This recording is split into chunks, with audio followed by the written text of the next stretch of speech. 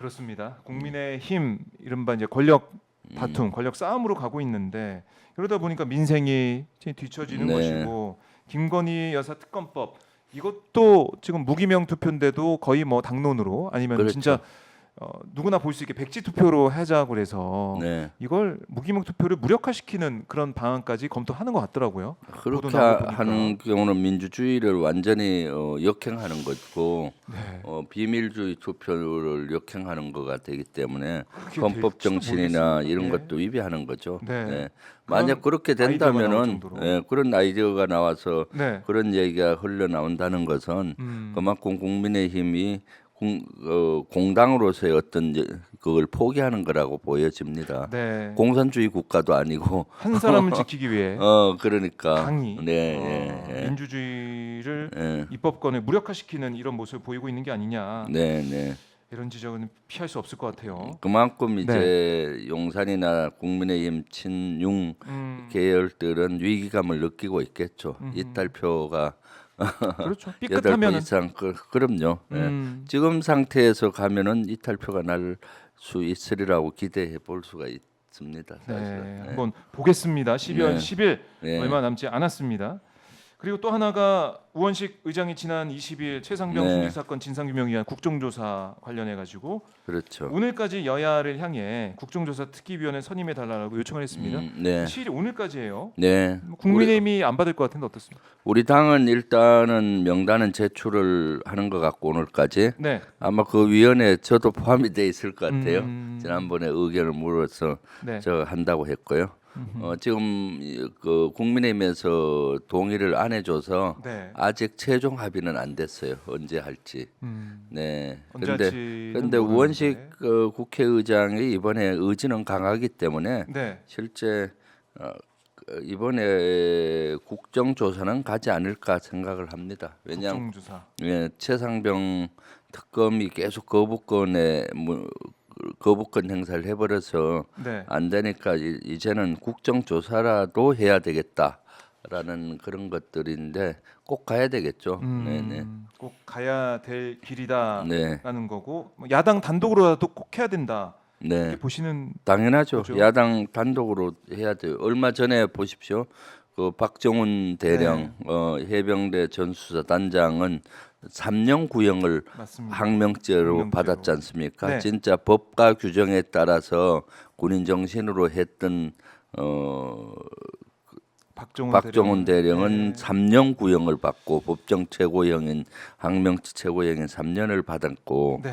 또 여기에 뭐 경로설이니 관련됐던 진짜 죄를 지은 걸로 추정되는 분들은 네. 지금도 떵떵거리고 다 살고 있잖아요. 음. 이런 것들에 국민들이 보는 심정은 어떠합니까? 아. 그래서 국정조사라도 빨리 해서 네. 거기에 대한 명명백백히 밝혀야 된다. 특히 박정훈 대령 1차 판결이 나기 전에 그런 국정조사를 해서 밝힐 필요가 있다라는 생각이 듭니다. 네. 네. 그러니까 지금 이 외압 의혹은 전혀 이제 밝혀지지 않고 박정훈 대령에 네. 대해서만 이렇게 1심 구형까지 그러니까 내년 1월에 이제 1심 선고까지 앞두고 있는 그러니까요. 상황인데 결국 윤 대통령 경로설 이거는 아직까지 안 밝혀지고 있는 거고 거의 휴대전화 교체 거의 사건이니까. 다 뭐 밝혀졌는데 마지막 퍼즐 하나만 네. 밝혀지지 않았잖아요. 그것이 경로설 그 7070으로 온 전화가 네. 대통령 전화냐, 내용이 뭐냐, 그다음 대통령과 장관의 통화가 여러 번 있었는데 그 내용이 뭐냐가 키지 않습니까? 네. 내용이 그것만 뭐냐? 밝혀지면 이것은 뭐 거의 다 퍼즐이 맞춰진 것인데 지금 공수처도 뭐 제대로 수사를 못하는 것 같고 네. 경찰도 그런 거고요. 그렇기 때문에 특검이 필요한 것이었는데 네. 지금 특검은 지금 거부권 문턱에 못 이것도 넘고 있으니 안 되고. 네. 그래서 결국 국정조사를 통해서 일단은 진상 네. 규명에 더 한 발자국 다가서 보자라는 거고. 네, 그렇습니다. 그러니까 거부권 행사가 네. 보면은 지금 역대 대통령 중에 이승만 대통령이 제일 많이 했는데 그분이 44회인가 5회인가? 예. 12년 동안. 했는데 1년에 그분은 4번을 했어요. 그런데 윤석열 대통령은 10번을 한 거야. 아, 그렇죠, 그렇죠. 네, 벌써 그 25번째. 이승만보다 훨씬 많이 했다고 보이죠. 연 단위로 이렇게 따지면은. 그럼요. 그리고 또 역대 대통령 중에서 본인과 또는 가족에 대한 관련된 네. 특검을 거부한 분은 아무도 없어요. 그러니까 이것은 진짜 말이 안 되는 거고 헌법을 위배한다고 봐야 되겠죠. 헌법을 네. 위배하고 있는 네, 대통령이다. 네, 예. 네.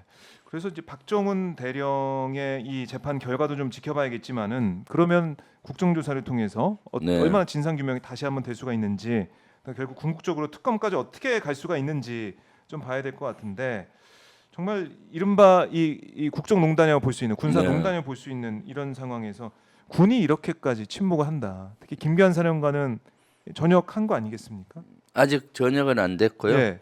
하죠 이제. 예, 전역을 할 확률이 높죠. 아. 다음 주 금요일 날 이제 취임을 한다고 이침식 그래요. 이루어진다고 하니까 다음 주 다른 자리로 가는 거 아니에요? 아니요 아마 좀 네. 이따가 전역을 전역을 하지 한다?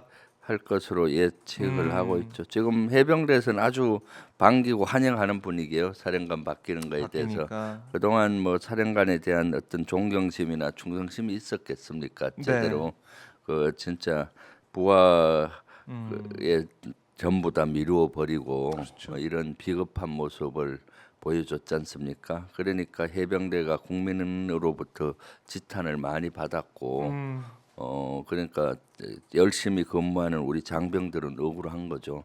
네, 그래서 이번에 아마 사령관 바뀌는 거 제가 군심을 체크해 봤더니 대단히 환영하는 분위기였습니다. 분위기다. 네, 예. 그러니까 김기한 사령관의 얘기를 듣고 다 같이 이제 논의를 했던 게 박정훈 대령인데 네, 명백한 지시가 없었는데 어떻게 항명죄가 성립이 되느냐? 네. 국민을 계속 묻고 있는 거 아닙니까? 그럼요. 네, 그 지시 내렸다는 것도 사실은 없고. 김기한 사령관이 우유부단하고 하니까 이런 문제가 생긴다고 저는 보고 있거든요. 그 위에서 원래 결심된 거 바꾸라고 내려오면 본인이 완전히 서서 카바를 하든가 박정훈 대령이 이건 부당합니다. 이대로 가야 됩니다. 이렇게 한 법을 어기게 됩니다. 이 국방부나 네. 저 위에 대로 뭐 피의자 누구는 빼고 뭐 하면은 안 된다라고 그럼요. 했을 때 어쩌지 계속 했던 것 같아요.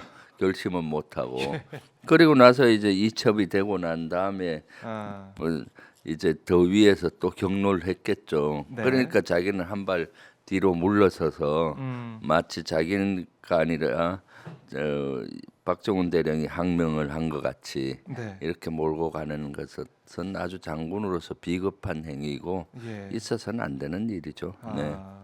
그러니까 우리 국민들도 많이 이제 실망하신 것 같아요. 네, 어떻게 네. 우리 군이 네. 그럴 수가 있느냐? 네. 그리고 자신의 임무를 열심히 수행한 박정훈 대령 수사단장이 왜 이렇게 고초를 겪어야 되느냐? 네. 그렇죠. 이 얘기를 하고 있고 할 네. 수밖에 없습니다. 그래서 제가 해병대 사령관한테 양심 선언하라고 그렇게 아, 여러 번 얘기했는데 결국 끝까지 안 했죠. 안 하는데 군복을 입고 전역 이제 얼마 안 남았는데 네. 전역하기 전에 좀 양심 고백을 했으면 좋겠어요. 안 아하. 그러면은 그 평생 어떻게 얼굴을 들고 살 수 있고 또 해병 전우들을 어떻게 볼 수 있을 거겠습니까? 그래요. 네, 참 걱정입니다. 네. 우리